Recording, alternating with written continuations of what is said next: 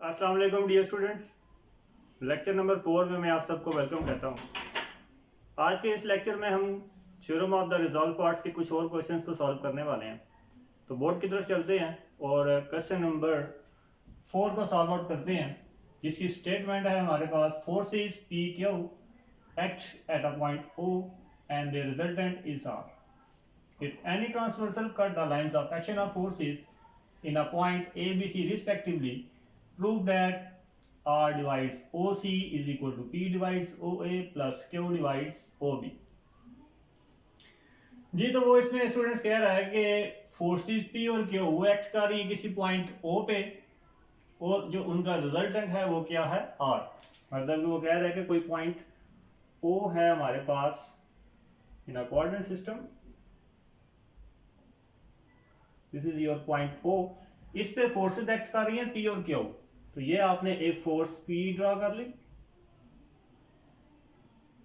This is your P force and this is your Q force.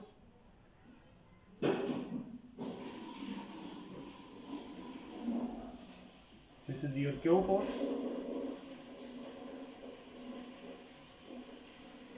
जी, और आगे वो क्या कह रहा है कि and the resultant is R, और आपने ये क्या किया जी, उसका एक रिजल्टेंट R ड्रा कर दिया।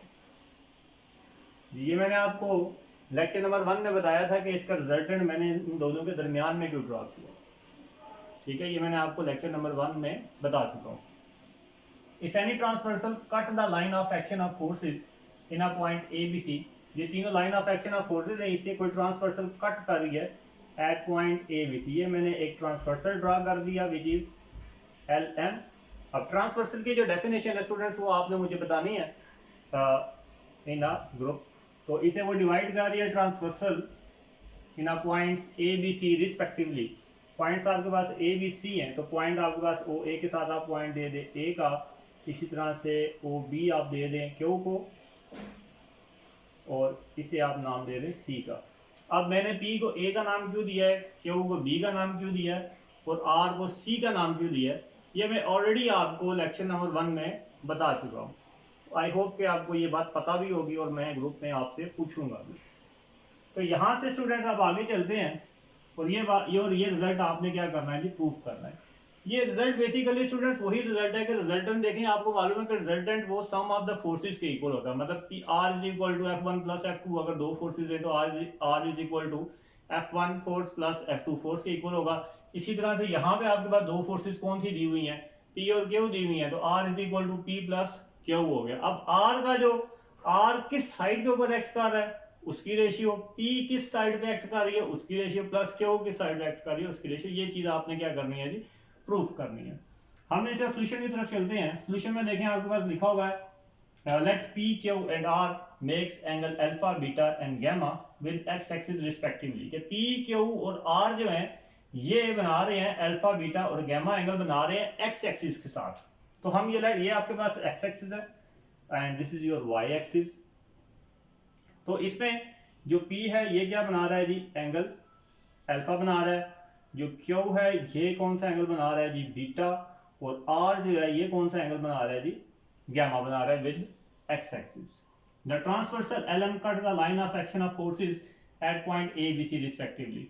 LM जो है वो कट कर रही है A B C के ऊपर, मैंने आपके सामने वो ड्रा किया हुआ है। And since R is the resultant of P and Q, क्योंकि R जो है वो P और Q का रिजल्टेंट है, therefore by the theorem of the resolved parts R cos alpha is equal to P cos alpha, sorry R cos gamma is equal to P cos alpha plus Q cos of beta।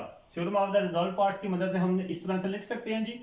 जब मैंने आपको theorem of the resolved parts लिखवाया था, उसका अगर आप आखिर में जो आपके पास रिजल्ट आया था, अगर आप उसे अपने माइंड में दोहराएं तो वो रिजल्ट कुछ इसी तरह का था। अब देखें, अब हम क्या करेंगे, फिगर की मदद से cos गामा, cos अल्फा और cos बीटा की वैल्यू को फाइंड आउट करेंगे। अब देखें ये वैल्यूज किस तरह से आएंगी। अगर मैं सिर्फ इतने हिस्से की बात करूं, ये जो लोअर हिस्सा है वो आपके पास क्या बना हुआ है, अगर हम इसको इस फिगर से अलग करें तो कुछ इस तरह से बना हुआ है, O M A, और यहां पे एंगल आपके पास क्या है, अल्फा।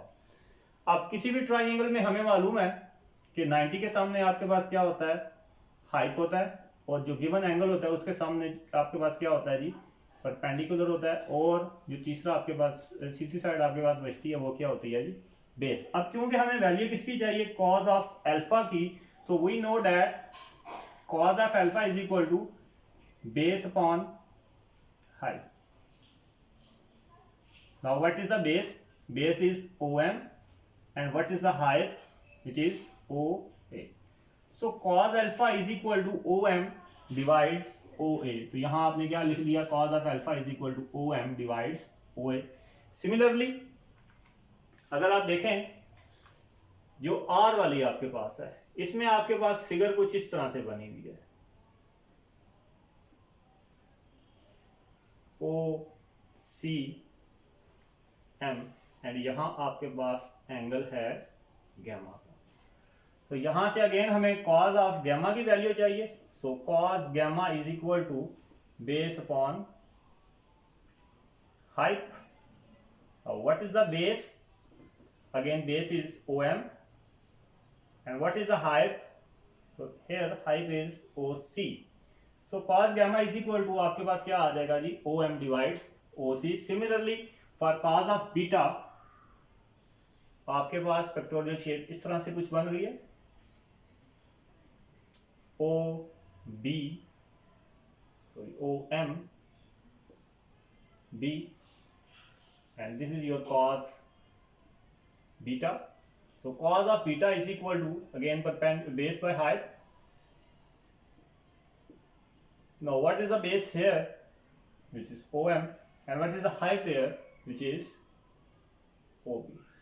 तो तीनों ये वैल्यूज आपके पास क्या आ गई जी, cos alpha is equal to OM divided by OA, cos beta is equal to OM divides OB, and cos gamma is equal to OM divides OC.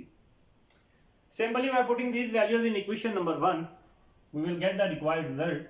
This is your equation number 1. इसमें आपने क्या करना है, ये तमाम values को put कर देना, मतलब cos अल्फा की वैल्यू आप पुट कर दें, इसी तरह से cos बीटा की वैल्यू पुट कर दें, एंड इसी तरह गैमा की वैल्यू आप पुट कर दें, तो आपके पास आ जाएगा। इसमें देखें आपके पास OM एंड OM ये कॉमन एलिमेंट है, so multiply by OM on both sides, you will get R divides OC is equal to P divides OA plus Q divides OB, which is your required result. Very simple. I hope you understand it. जी तो students अब हम question number 5 की तरफ move करते हैं और देखते हैं कि वो क्वेश्चन किस तरह से सॉल्व हुआ। क्वेश्चन नंबर 5 की स्टेटमेंट है, if two forces P and Q act at an angle that their resultant R is equal to P, show that if P is double then the new resultant is at right angle to Q.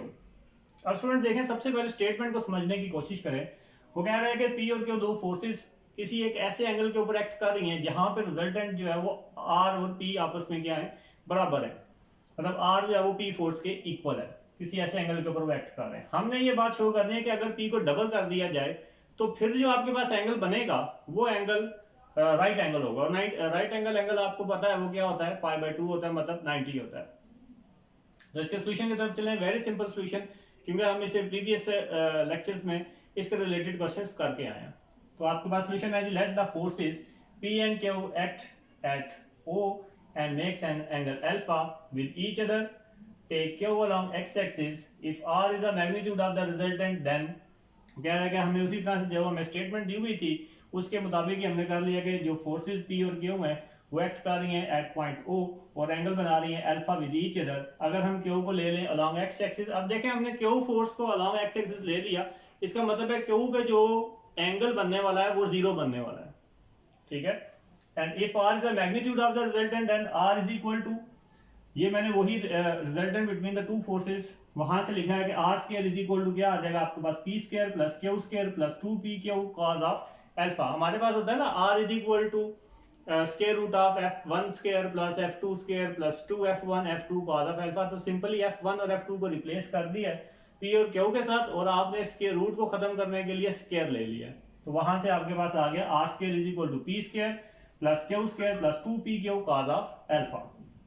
अब आगे जो condition उसने दी हुई है कि show that if P is double, और एक और कंडीशन आपके पास दी हुई है कि resultant R is equal to क्या है हमारे पास, P के इक्वल है। तो रिजल्टेंट की जब बारी आई है तो यहाँ पे आप R को किससे रिप्लेस कर दें, पी के साथ रिप्लेस कर दें तो आपके पास आ जाएगा P square is equal to P square plus Q square plus 2pq cos of alpha. Now P square minus P square which is equal to 0 and Q square plus 2pq cos of alpha which implies, अब देखें यहाँ पे भी Q है, यहाँ पे भी Q है, कॉमन एलिमेंट है, dividing by Q on both sides, तो आपके पास आ जाएगा Q plus 2p cos of alpha is equal to 0। Now by the theorem, next अब हम क्या करेंगे by the theorem of the resolve parts, क्योंकि देखें आपने एंगल निकालना है तो एंगल के लिए आपके पास फार्मूला होता है theta is equal to tangent inverse R by, मतलब जो आपने रिजल्टेंट ऑफ टू फोर्सेस में पढ़ा था result, theta is equal to tangent inverse F of Y divided by F of X. तो यहाँ पे सिंपली आपने क्या कर दिया है R Y divided by R X, तो इसका मतलब है कि आपके पास आर एक्स और आर वाई की वैल्यूज होनी चाहिए, तो हम अब आर एक्स की वैल्यू निकालने लगे। अब आर एक्स की वैल्यू क्या होती है कि sum of the resolve parts of forces along x axis. Now Rx is equal to Q cos of 0 plus P cos alpha. So Rx is equal to Q plus P cos of alpha. ये देखें ये आपके पास कैसे आया, आपके पास दो forces हैं P और Q। Q cos 0 क्यों आया, मैंने आपको ऑलरेडी यहाँ में बताया कि Q हमने किसके अलॉन्ग लिया हुआ है x एक्सिस के अलॉन्ग लिया, तो आपके पास क्या आ जाएगा Rx is equal to Q plus P cos of alpha.